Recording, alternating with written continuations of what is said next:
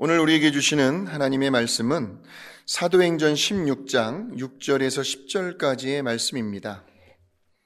성령이 아시아에서 말씀을 전하지 못하게 하시거늘 그들이 부르기아와 갈라디아 땅으로 다녀가 무시아 앞에 이르러 비두니아로 가고자 애쓰되 예수의 영이 허락하지 아니하시는지라. 무시아를 지나 드로아로 내려갔는데 밤에 환상이 바울에게 보이니 마게도냐 사람 하나가 서서 그에게 청하여 이르되 마게도냐로 건너와서 우리를 도우라 하거늘 바울이 그 환상을 보았을 때 우리가 곧 마게도냐로 떠나기를 힘쓰니 이는 하나님이 저 사람들에게 복음을 전하라고 우리를 부르신 줄로 인정함이러라. 아멘. 오늘 우리가 함께 나누실 말씀의 제목은 하나님의 관심은 어디에 있는가입니다. 우리가 즐겨 부르는 찬양 중에 이런 찬양이 있습니다. 아버지 주님의 마음이 있는 곳에 나의 마음이 있기를 원해요. 아버지 주님의 눈물이 고인 곳에 나의 눈물이 고이길 원해요. 여기에 보시면 아버지 주님의 마음이 있는 곳, 아버지 주님의 눈물이 고인 곳, 다른 말로 하면 아버지의 관심이 있는 곳, 그렇다면 과연 그곳은 어디일까요? 이 질문에 답을 하기 위해서는 우리는 먼저 예수님께서 이 땅에 오신 목적과 그 이유를 알아야 합니다. 그렇게 되면 오늘을 살아가고 있는 우리들의 인생의 방향과 목표도 아주 선명하게 드러날 수가 있습니다.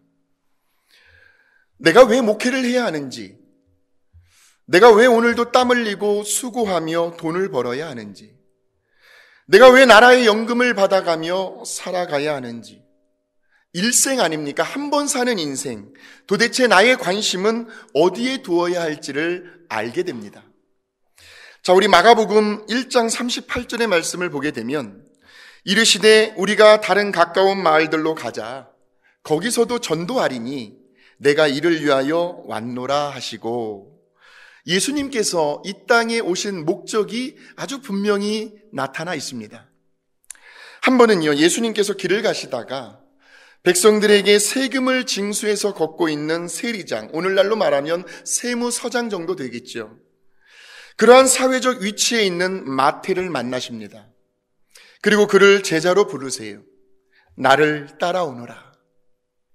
그렇게 예수님의 부르심에 응답한 마태는 이제 예수님과 그의 제자들을 자기 집으로 초대를 합니다. 그런데 그 집을 가서 보니까요, 마태의 그 직종과 비슷한 사람들이 옹기종기 모여 앉아 있는 겁니다. 그런데 그 당시에는 사람들이 이 세리들을 바라보는 인식이 별로 그다지 좋지가 않았습니다. 선량한 백성들에게 세금을 징수하고 고통을 안겨주며 고리대금업자로 자신의 이익만을 챙기기를 급급했던 사람이라고 생각을 했기 때문입니다. 그래서 바리새인들은 세리들을 상종하지 못할 인간으로, 그들을 죄인으로 취급을 했습니다. 자, 우리 마태복음 9장 9절에서 11절이죠. 예수께서 그곳을 떠나 지나가시다가 마태라 하는 사람이 세관에 앉아 있는 것을 보시고 이르시되 나를 따르라 하시니 일어나 따르니라. 예수께서 마태의 집에서 앉아 음식을 잡수실 때에 많은 세리와 죄인들이 와서 예수와 그의 제자들과 함께 앉았더니 바리새인들이 보고 그의 제자들에게 이르되 어찌하여 너희 선생은 세리와 죄인들과 함께 잡수시느냐. 그러자 예수님께서 바리새인들에게요, 예수님의 속마음을 털어놓습니다. 예수님의 관심이 어디에 있는지를 보여주십니다. 그것이 마태복음 9장 12절에서 13절에 나오죠. 예수께서 들으시고 이르시되 건강한 자에게는 의사가 쓸데없고 병든 자에게라야 쓸데있느니라. 너희는 가서 내가 긍휼을 원하고 제사를 원하지 아니하노라 하신 뜻이 무엇인지 배우라. 나는 의인을 부르러 온 것이 아니라 죄인을 부르러 왔노라 하고 말씀을 하세요. 그러니까 지금 예수님의 말씀에 의하면 이 세상에서 그 누구도 예수님을 알고 믿고 마음으로 영접하기 전까지는 예수님과 관계를 맺기 전까지는 모든 사람은 다 죄인이고 의인은 하나도 없다라는 말씀입니다. 그래서 예수님께서 이 땅에 오신 거지요. 그러니까 예수님은 지금도 예수님과 전혀 상관이 없는 그러한 사람들을 부르고 계십니다. 수고하고 무거운 짐진 자들아 다 내게로 오라. 내가 너희를 쉬게 하리라. 다 내게로 오라고 부르십니다. 우리가 거기서도 전도하리니 내가 이를 위하여 왔노라. 그리고는 예수님의 그 마음과 그 뜨거운 열정과 그 관심을 누구에게요? 제자들에게 물려주십니다. 마가복음 16장 15절에서 16절에 보면 또 이르시되 너희는 온 천하에 다니며 만민에게 복음을 전파하라. 만민에게 복음을 전파하라. 믿고 세례를 받는 사람은 구원을 얻을 것이요 믿지 않는 사람은 정죄를 받으리라. 그래서 베드로를 비롯한 초대교회의 성도들은요, 그들이 가는 곳마다 만나는 사람들에게 부활하신 예수 그리스도를 증거했습니다. 내가 만난 예수님을 간증했습니다. 내가 믿어보니까 정말 인생은 살맛이 나고 너무너무 좋고 행복하더라. 만나기만 하면 예수님 자랑뿐이었습니다. 그래서 초대교회 성도들은 밤낮 그들의 관심이 어떻게 하면 전도할 수 있을까? 어떻게 하면 저 죽어가는 영혼을 예수 믿게 할 수 있을까? 어떻게 하면 사랑하는 내 가족들, 친척과 형제 자매들을, 내 이웃들을 구원받게 할 수 있을까?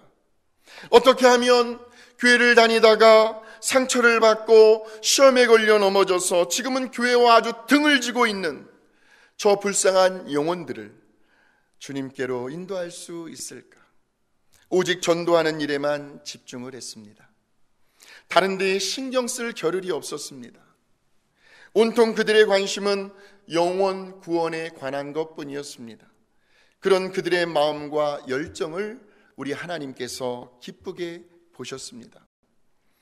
그런데요, 초대교회 성도들이 처음부터 이런 것은 아니었습니다.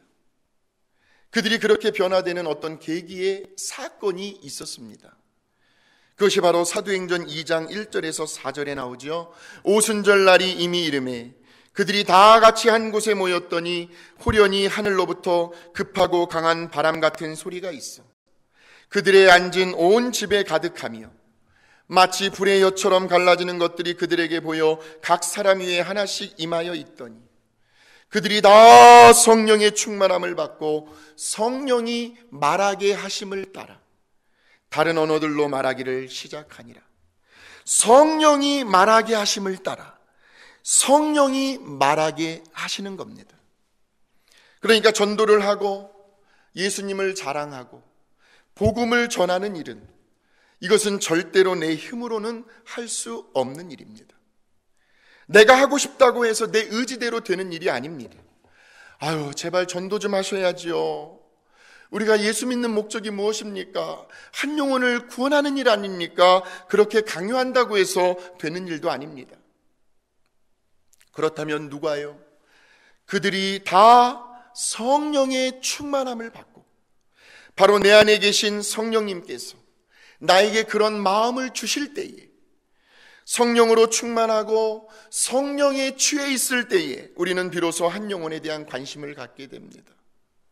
그 영혼이 방황하고 있는 모습을 보면 견딜 수 없이 마음이 아파옵니다. 애통해 옵니다. 그런 마음을 누가 주신다고요? 성령님께서 주신다는 거예요. 사도행전 4장 8절에 보면 이에 베드로가 성령이 충만하여 이르되 백성의 관리들과 장로들아, 사도행전 4장 19절에서 20절에 보면 하나님 앞에서 너희의 말을 듣는 것이 하나님의 말씀을 듣는 것보다 옳은가 판단하라. 우리는 보고 들은 것을 말하지 아니할 수 없다. 이 구절 속에서 여러분 무엇을 느끼십니까? 지금 사도들이 얼마나 강하고 담대한지를 느낄 수가 있습니다. 하나님의 말씀을 듣는 것보다 옳은가 판단하라.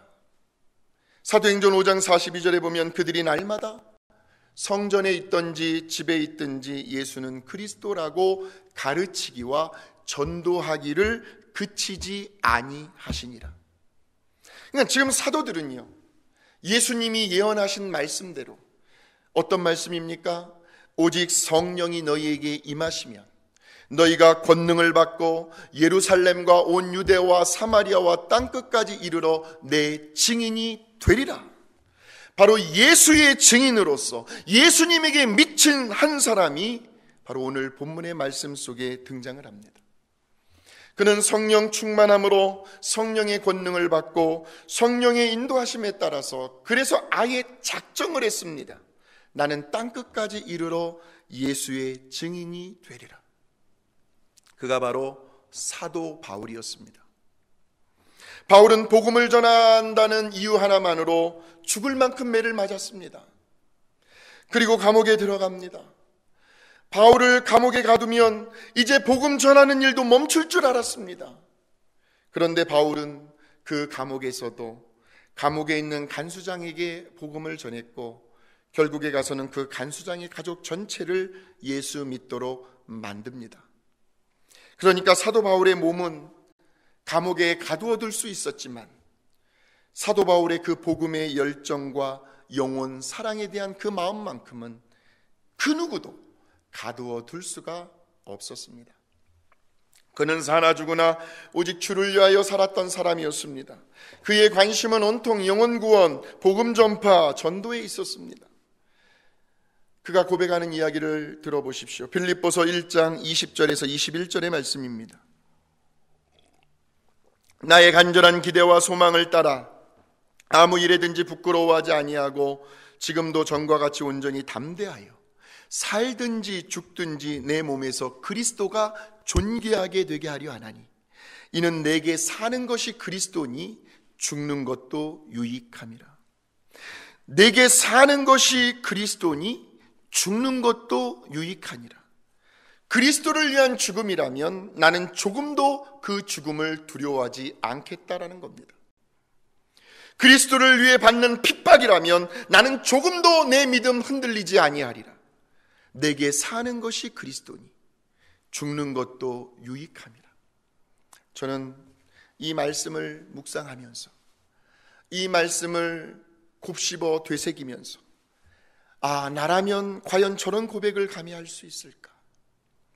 정말 쉽게 내뱉을 수 없는, 누구도 감히 함부로 흉내낼 수 없는 저런 바울의 위대한 고백을 우리 하나님께서 들으셨습니다.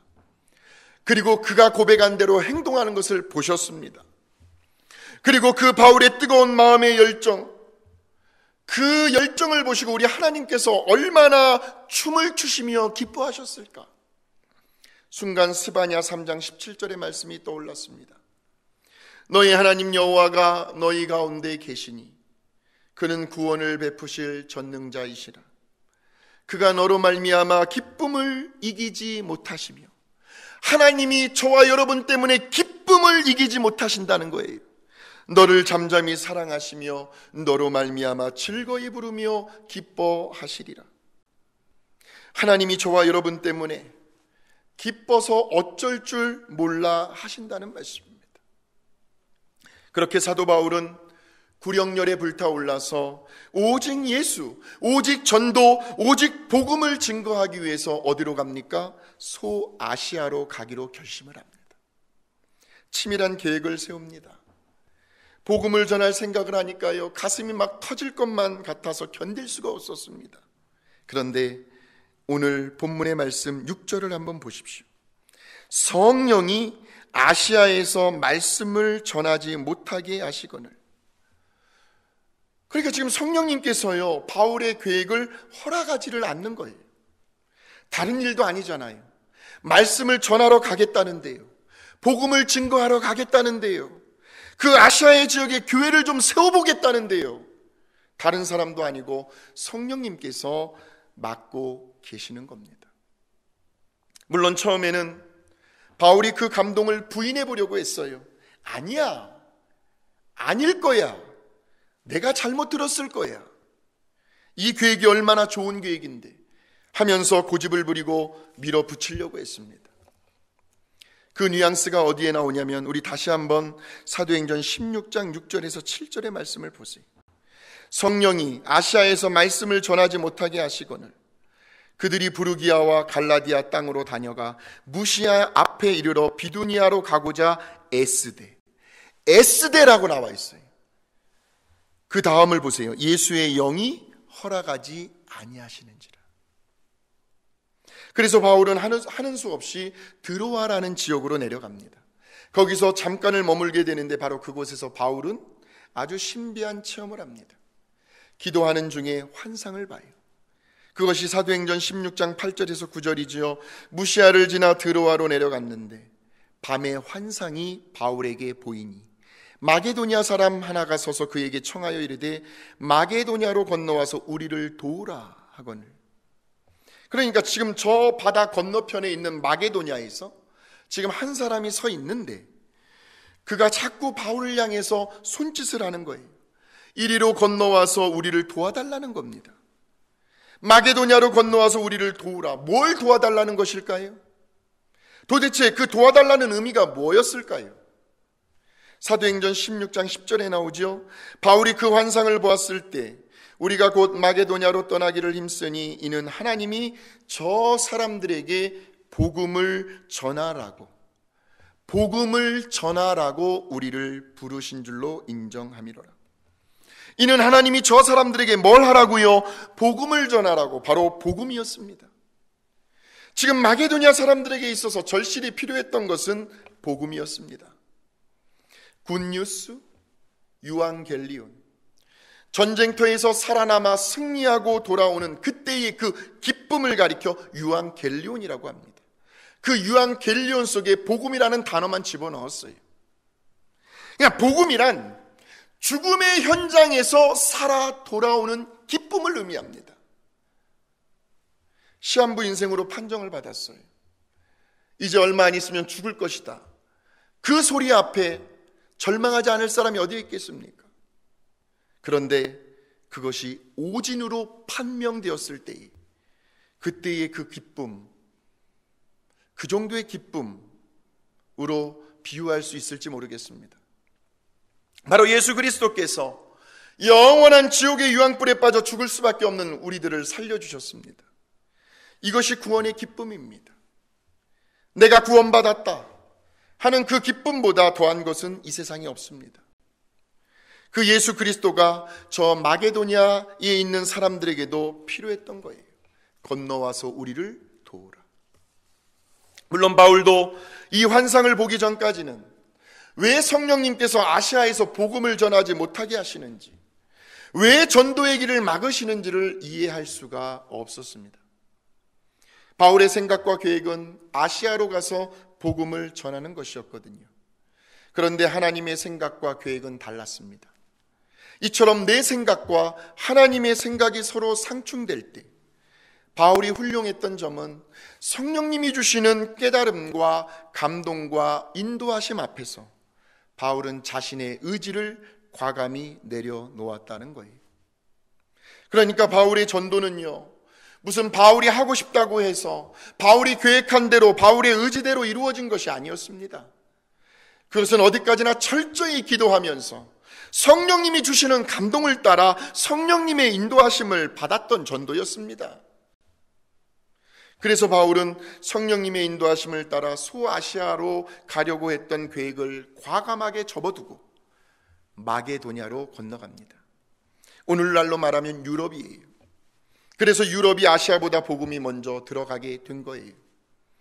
그렇게 유럽에서 세워진 첫 번째 교회가 바로 빌립보 교회였습니다. 그래서 바울은 마게도냐의 첫 관문인 빌립보에 이르러서 두아디라라는 도시로 들어갑니다. 거기에서 누구를 만나냐면 자색 옷감 장사를 하는, 당시에는 브랜드가 있는 아주 유명하면서도 고급스러운 옷감을 팔고 있는 루디아라는 한 여인을 만나게 되죠. 재력가이면서 하나님을 섬기며 하나님을 경외할 줄 아는 여인이었습니다. 그런 여인을 하나님께서 바울에게 붙여주셨습니다. 그러니까 전도도 하나님께서 사람을 붙여주셔야 합니다. 그래서 바울은 그 루디아와 함께 빌립보 교회를 개척하지요. 사도행전 16장 14절에서 15절입니다. 두아디라시아에 있는 자색 옷감 장사로서 하나님을 섬기는 루디아라 하는 한 여자가 말을 듣고 있을 때 주께서 그 마음을 열어 바울의 말을 따르게 하신지라. 그와 그 집이 다 세례를 받고 우리에게 청하여 이르되 만일 나를 주 믿는 자로 알거든 내 집에 들어와 유하라 하고 강권하여 머물게 하니라. 사랑하는 성도 여러분, 이처럼 저와 여러분도 우리가 성령으로 충만하기만 하면요, 바울이 경험했던 것처럼 우리도 얼마든지 우리 주변에서 때로는 환경을 통해서, 때로는 사람과의 관계를 통해서, 때로는 꿈을 통해서라도 누군가가 좀 도와달라는 소리를 듣게 될 것입니다. 그 도와달라는 의미는 지금 자신에게 있어서 가장 절실히 필요한 것은 복음이니까, 예수 그리스도의 영원한 생명이니까 제발 자기 좀 어떻게 해요? 전도해달라는 거예요. 복음을 전해달라는 겁니다. 이런 사람들을 하나님께서 붙여주셔야 합니다. 그래서 일반적으로 성령이 충만하게 되면 영안이 뜨이게 됩니다. 영적인 믿음의 세계가 보이기 시작합니다. 지금 저 사람에게 무엇이 가장 시급하고 급한 일인지를 깨닫게 됩니다. 그래서 마음이 급해지는 거예요. 왜요? 더 늦기 전에, 내일은 더 이상 우리의 날이 아니기 때문에 한시라도 빨리 예수 믿게 하고 싶은 그러한 갈망들이 자기도 모르게 막 속에서부터 끓어오르는 거죠. 고린도후서 6장 1절에서 2절입니다. 우리가 하나님과 함께 일하는 자로서 너희를 권하노니 하나님의 은혜를 헛되이 받지 말라. 이르시되 내가 은혜 베풀 때에 너에게 듣고 구원의 날에 너를 도왔다 하셨으니 보라 지금은 은혜 받을 만한 때요 보라 지금은 구원의 날이로다. 그러므로 꼭 우리 교회가 아니더라도 좋아요. 어느 교회에 다니느냐 그것이 중요한 것이 아니라 그 사람이 정말 예수님을 구주로 시인하고 마음으로 믿어 영접하며 하나님의 자녀가 되느냐, 하나님의 거룩한 성도가 되느냐, 하늘나라의 시민권을 가진 천국 백성이 되느냐, 그의 생활 속에서, 그의 말 한마디 속에서 예수 그리스도의 향기가 풍겨나느냐. 성령의 9가지의 열매 있잖아요. 사랑과 희락과 화평과 오래 참음과 자비와 양성과 충성과 온유의 절제,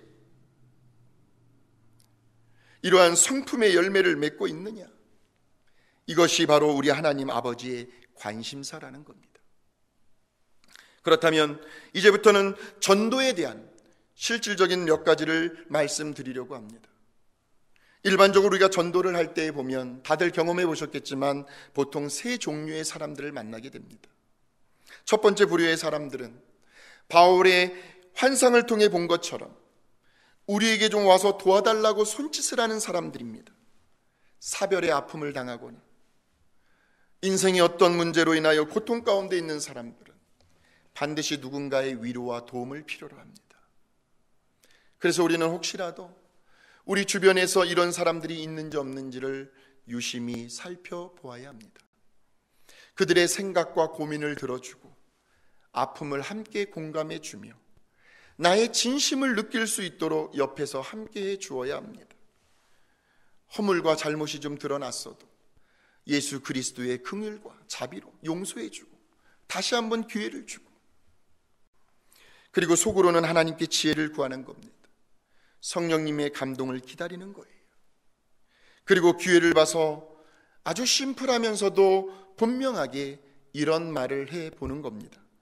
예수님을 한번 믿어보세요. 예수님이 당신을 도와주실 것입니다. 예수님은 당신을 향해 최고로 선한 계획을 갖고 계십니다. 예수님은 늘 당신 곁에 함께 하실 것입니다. 그러면서 저와 여러분이 만났던 그 예수님을 간증식으로 짧게 들려주는 거예요. 그런 다음에 상대방이 동의한다면 가만히 가슴에 손을 얹게 하고 예수 내 구주라고 고백하게 하는 거예요. 그리고 그 영혼을 위해 간절히 기도해 줍니다. 하나님 아버지, 오늘 이 시간 당신의 귀한 한 영혼을 아버지의 손에 올려드립니다. 지난날 주님 없이 살아왔던 자신의 모든 죄를 회개하오니 십자가에서 흘리신 예수님의 보혈로 깨끗이 씻겨 주시옵소서.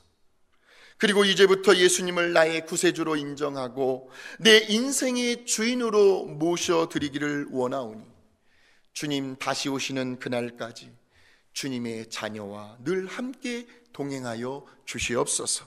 우리를 구원해 주신 예수님의 이름으로 기도하옵나이다. 아멘. 그렇게 그 영혼을 위하여 간절히 기도해 주는 겁니다. 두 번째 부류의 사람들은 예수님의 옛자만 들어도 몸에 알레르기 반응을 일으키는, 내 앞에서 예수님 이야기 꺼내지도 말라고, 그럴 거면 나 당신 안 본다고, 요즘 예수 믿는 사람들이 왜 그러냐고, 그렇게 심하게 거부 반응을 일으키는 사람들이 있습니다. 그리고 오히려 핍박을 합니다. 그럴 때 우리는 뒤로 물러설 것이 아니라 오히려 지금 그 사람에게 구원의 날이 점점 가까이 오고 있다는 생각을 하면서 더 담대해질 필요가 있습니다. 위축될 필요가 없습니다. 왜냐하면 성령 충만한 사람이 가는 곳에는 언제나 악한 영들이 벌벌 떨고 더 날뛰기 때문입니다. 왜요? 전도는 영적 전쟁이기 때문에. 그래서 그런 사람일수록 우리는 더 온유한 마음으로 상대방이 나를 더 모질게 대한다 할지라도 그것은 당연히 나타나는 현상이라고 받아들이시면 됩니다. 그러면서 약간은 밀고 당기기를 할 수 있어야 합니다. 전도를 해보셔서 아시겠지만 때로는 한 발짝 뒤로 물러서야 할 때도 있을 거예요. 중요한 것은 절대로 그 자리에서 설득하려고 해서는 안 된다는 겁니다. 논쟁을 해서도 안 된다는 거예요. 그렇게 되면 오히려 더 큰 부작용과 역효과가 나타날 수 있습니다. 그래서 때로는 가만히 뒤로 물러서서 그 영혼을 위해서 기도만 해주는 거예요. 포기하지 않고 참고 인내하면서 그렇게 때를 기다릴 때 하나님은 저와 여러분에게 적절한 시기에 어떤 사인과 기회를 주실 것입니다. 마지막 세 번째 부류의 사람들은 전도의 반응을 보이는 것 같으면서도 아 그래요? 그리고 돌아서는 무관심한 사람들이 있습니다.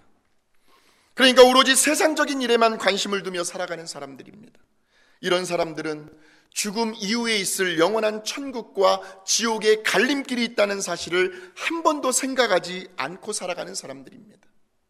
그저 여기가 좋사오니 하는 사람들이. 왜요? 당연히 그럴 수밖에 없는 게 가진 게 많거든요.